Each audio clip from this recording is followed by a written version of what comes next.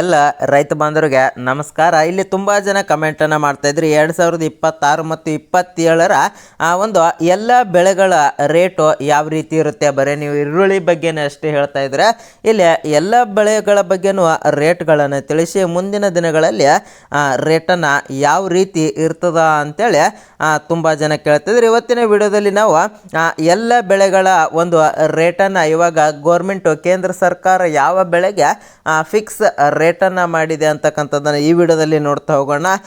ಯಾವುದು ಏರುತ್ತೆ, ಯಾವುದು ಸ್ಥಿರವಾಗಿರುತ್ತೆ ಮತ್ತು ಯಾವುದು ಇಳಿಬಹುದು ಅಂತಕ್ಕಂಥದ್ದನ್ನು ಈ ವಿಡಿಯೋದಲ್ಲಿ ನೋಡ್ತಾ ಹೋಗೋಣ. ಆದ್ದರಿಂದ ಕೊನೆ ತನಕ ವಿಡಿಯೋನ ನೋಡಿ. ಯಾರಾದರೂ ಸಬ್ಸ್ಕ್ರೈಬ್ ಮಾಡ್ಕೊಂಡಿಲ್ಲ ಅಂದರೆ ಸಬ್ಸ್ಕ್ರೈಬನ್ನು ಮಾಡ್ಕೊಳ್ಳಿ. ದಿನ ಒಂದು ರೈತರಿಗೆ ಬೇಕಾಗಿರ್ತಕ್ಕಂತಹ ಮಾಹಿತಿ ಇಲ್ಲೇ ಸಿಗ್ತಕ್ಕಂಥದ್ದು. ನೋಡಿ, ಎಲ್ಲ ಬೆಳೆಗಳ ಒಂದು ಕೇಂದ್ರ ಸರ್ಕಾರ ಇವಾಗ ಏನು ಮಾಡಿದೆಯಪ್ಪ ಅಂದರೆ ಎಲ್ಲ ಬೆಳೆಗಳ ಒಂದು ರೇಟನ್ನು ಕೂಡ ಫಿಕ್ಸನ್ನು ಮಾಡಿರ್ತಕ್ಕಂಥ, ಎಷ್ಟು ತೆಗೆದುಕೊಳ್ಳಲೇಬೇಕು ಅಂತೇಳಿ ರೇಟನ್ನು ಫಿಕ್ಸನ್ನು ಮಾಡಿರ್ತಕ್ಕಂಥದ್ದು. ನೋಡಿ, ಭತ್ತಕ್ಕೆ 2441 ರೂಪಾಯಿ ರೇಟನ್ನು ಫಿಕ್ಸ್ ಮಾಡಿದೆ. ಜೋಳಕ್ಕೆ 4023 ಫಿಕ್ಸ್ ಇರ್ತಕ್ಕಂಥದ್ದು.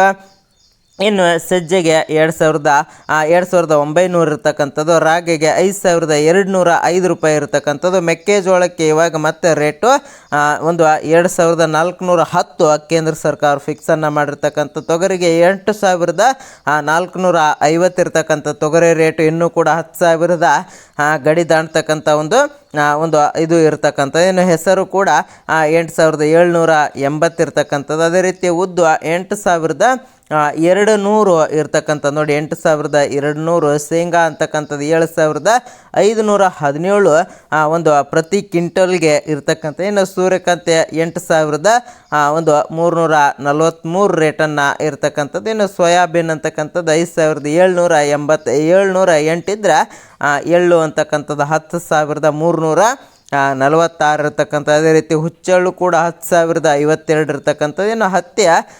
8227 ಇರ್ತಕ್ಕಂಥ. ನೋಡಿ, ಹತ್ತಿ ರೇಟು ಇವಾಗ ಎಷ್ಟಿದೆಯಪ್ಪ ಅಂದ್ರೆ 10,000 ಇರ್ತಕ್ಕಂಥದ್ದು. ಇನ್ನೂ ಕೂಡ ಹತ್ತಿ ರೇಟು ಜಾಸ್ತಿನೇ ಆಗ್ತದೆ. ಇದು ಗೌರ್ಮೆಂಟ್ ಫಿಕ್ಸ್ ಮಾಡಿದೆ. ಆದರೆ ಇಲ್ಲಿ ಬೇರೆಯವರು ಕೂಡ ಹತ್ತಿಯನ್ನು ಖರೀದಿಯನ್ನು ಮಾಡ್ತಾರೆ. ಆವಾಗ ಇನ್ನೂ ಕೂಡ ರೇಟು ಜಾಸ್ತಿ ಆಗ್ತಕ್ಕಂಥದ್ದು. ಇಲ್ಲಿ ಹತ್ತಿ ಆಗಿರ್ಬೋದು, ತೊಗರಿ ಆಗಿರ್ಬೋದು, ಇದು 10,000 ಒಂದು ಗಡಿಯನ್ನು ದಾಟ್ತಕ್ಕಂಥದ್ದು. ಈ ಸಲ ಮೆಕ್ಕೆಜೋಳದ ರೇಟು ಕೂಡ ಇರ್ತಕ್ಕಂಥದ್ದು. ನೋಡಿ, ಇಲ್ಲಿ ಮೊದಲು ಯಾವ ರೀತಿ ರೇಟ್ ಇತ್ತು, ಇವಾಗ ಎಷ್ಟು ಒಂದು ಬೆಂಬಲ ಬೆಲೆಯನ್ನು ಹೆಚ್ಚಿಗೆ ಮಾಡಿದ್ದಾರೆ ಅಂತಕ್ಕಂಥದ್ದನ್ನು ನಿಮಗೆ ಕಂಪ್ಲೀಟ್ ಆಗಿರ್ತಕ್ಕಂಥ ಒಂದು ಚಾರ್ಟನ್ನು ಕೂಡ ಇರ್ತಕ್ಕಂಥದ್ದು. ನೋಡಿ, ಇಲ್ಲಿ ಮೊದಲು ನಾವು ಉದಾಹರಣೆ ಕೊನೆಯದಾಗಿರ್ತಕ್ಕಂಥ ಹತ್ತಿಯನ್ನು ತೆಗೆದುಕೊಂಡ್ರೆ ಇಲ್ಲಿ 14 ಬೆಳೆಗಳ ರೇಟನ್ನು ಕೂಡ ಫಿಕ್ಸ್ ಮಾಡಿದ್ದಾರೆ. ಆದರೆ ಇಲ್ಲಿ ಈರುಳ್ಳಿ ಆಗಿರ್ಬೋದು, ಬದನೆಕಾಯಿ ಆಗಿರ್ಬೋದು, ಇದರ ರೇಟು ಹೆಚ್ಚು ಕಮ್ಮಿ ಆಗ್ತದೆ. ಒಂದೇ ರೀತಿಯಾಗಿ ಸ್ಥಿರವಾಗಿರುವುದಿಲ್ಲ. ಅದು ದಿನಾಲೂ ಬೇರೆ ಬೇರೆ ಆಗ್ತದೆ. ಅದ್ರ ಬಗ್ಗೆ ನಾನು ಡೈಲಿ ಅದಕ್ಕೆ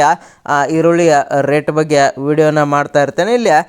ಇಲ್ಲಿ ಫಿಕ್ಸ್ ಆಗಿರ್ತಕ್ಕಂಥ ಈ 14 ಬೆಳೆಗಳ ರೇಟ್ ಅಂತಕ್ಕಂಥದ್ದು ಗೌರ್ಮೆಂಟ್ ಅಂತಕ್ಕಂಥದ್ದು ಇವಾಗ ಫಿಕ್ಸನ್ನು ಮಾಡಿರ್ತಕ್ಕಂಥ. ಇಲ್ಲಿ ಹತ್ತಿಯನ್ನು ತೆಗೆದುಕೊಂಡ್ರೆ ಇವಾಗ 8227 ಇರ್ತಕ್ಕಂಥ. ಇದಕ್ಕಿಂತ ಮುಂಚೆ 7710 ರೂಪಾಯಿ ಇರ್ತಕ್ಕಂಥದ್ದು. ಇವಾಗ ಹೆಚ್ಚಿನ ದರ ಎಷ್ಟಾಗಿದೆಪ್ಪ ಅಂದ್ರೆ 557 ಅಂತಕ್ಕಂಥದ್ದು ಇವಾಗ ಹೆಚ್ಚಿಗೆ ಆಗಿರ್ತಕ್ಕಂಥದ್ದು. ಇಲ್ಲಿ ಉತ್ತಮವಾಗಿರ್ತಕ್ಕಂಥ ಒಂದು ಏರಿಕೆ, ಇನ್ನೂ ಕೂಡ ಏರಿಕೆ ಆಗ್ತದೆ. ಇವಾಗ ಮಾರ್ಕೆಟ್ನಲ್ಲಿ ಒಂದು ಹತ್ತಿ ಬೆಲೆ ಅಂತಕ್ಕಂಥದ್ದು 10,000 9,000ದಿಂದ 10,000 ಇರ್ತಕ್ಕಂಥದ್ದು.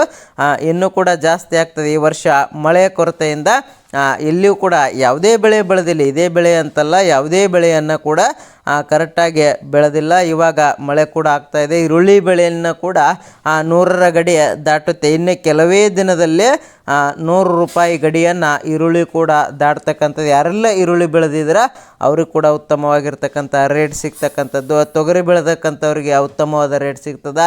ಅದೇ ರೀತಿ ಹತ್ತಿ ಬೆಳೆದವ್ರಿಗೆ ಕೂಡ ಉತ್ತಮವಾದ ರೇಟ್ ಸಿಗ್ತದೆ. ಜೋಳ, ಸಜ್ಜೆ ಅಂತಕ್ಕಂಥ ಸ್ವಲ್ಪ ಕಡಿಮೆ ಬೆಳೀತಾ ಇದ್ದಾರೆ.